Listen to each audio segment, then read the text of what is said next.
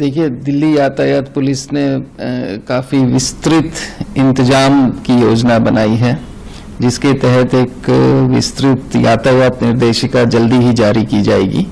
और इसमें जो भी एक यातायात प्रबंधन के मुख्य बिंदु होते हैं, चाहे वो रेलवे सर्विसेज हो, बस सर्विसेज हो, एयरपोर्ट के जाने के जो रास्ते हैं, और साथ ही साथ जो इमरजेंसी सेवाएं हैं, इसेंशियल सर्विसेज हैं, उनके लिए पुख्ता और विस्तार से इंतजाम किए गए हैं, जिसके बारे में आपको जानकारी जल्दी दे दी जाएगी।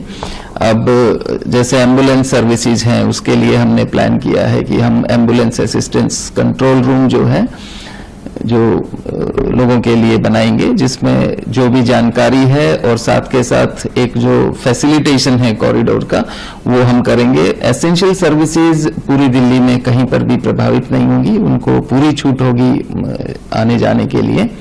और इसके बारे में जो भी रूट्स हैं, ऑल्टरनेटिव्स हैं, वो यातायात निर्देशिका में बता दिए जाएंगे। इसी तरह से जब आपको एयरपोर्ट जाना होगा तो उसके बारे में निर्देशिका में बहुत ही विस्तार से जानकारी है कि हमारी जो रिक्वेस्ट रहेगी कि एयरपोर्ट एक्सप्रेस लाइन है, उसका ज़्यादा से ज़्यादा उपयोग किया जाए। आपका जो गंतव्य है वो एयरपोर्ट है, और आप जिस स्थान से चल रहे हैं वहाँ से आप नई दिल्ली स्टेशन या धौला कुआं स्टेशन जाइए और वहाँ से एयरपोर्ट एक्सप्रेस सर्विस का उपयोग कीजिए।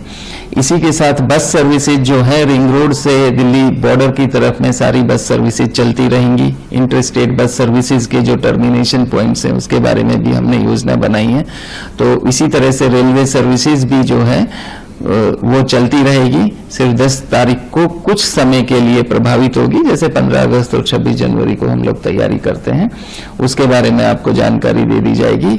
और उस वक्त भी जो है रेलवे सर्विसेज बंद, कोई भी रेलवे सर्विसेज बंद नहीं होगी। जो मुख्य रहेगा, उनके टर्मिनेशन पॉइंट्स पहले हो सकते हैं, आनंद विहार हो सकता है, सराय रोहिल्ला हो सकता है, इसके बारे में भी हम रेलवेज के साथ जो है सामंजस्य स्थापित करेंगे।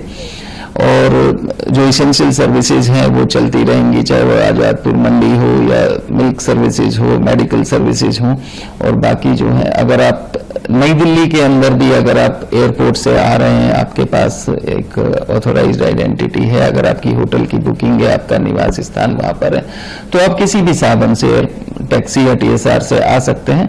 हालांकि टैक्सी और टीएसआर नई दिल्ली जो एनडीएमसी एरिया में उस दौरान में रेगुलेट की जाएंगी और कंट्रोल की जाएंगी।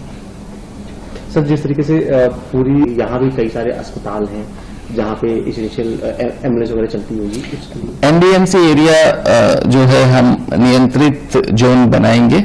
जैसे मैंने पहले कहा, एम्बुलेंस सर्विसेज सभी जगह चलेंगी। अगर आपको आरएमएल जाना है, आपको एम्स जाना है, तो आपको कॉरिडोर दिया जाएगा। एम्बुलेंस सर्विसेज दिल्ली के किसी भी क्षेत्र में, मेडिकल सेवाएं किसी भी क्षेत्र में प्रभावित नहीं होंगी। इसी के लिए हमने एम्बुलेंस असिस्टेंस कंट्रोल रूम, एक डेडिकेटेड हेल्पलाइन जिसकी आपको इन्फॉर्मेशन दे दी जाएगी। हमारा सभी हॉस्पिटल्स के साथ, जो चाहे वो एनडीएमसी एरिया में हो चाहे बाहर हो, उनके साथ मीटिंग्स हो चुकी हैं।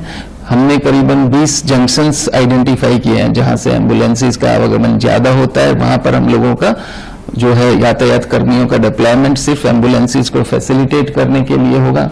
इसी तरह से हमने 10 पॉइंट्स पर मोटरसाइकिल्स भी हेल्प करने के लिए, सिर्फ एम्बुलेंसेज की हेल्प करने के लिए, उनकी भी हमारा डिप्लॉयमेंट करने की योजना है। और साथ के साथ जो है, जब एम्बुलेंसेज चलेंगी कहीं से भी, चाहे वो इंटरस्टेट बॉर्डर से आ रही है, तो वहां पर भी हम इंटरस्टेट कोऑर्डिनेशन हम लोग कर रहे हैं।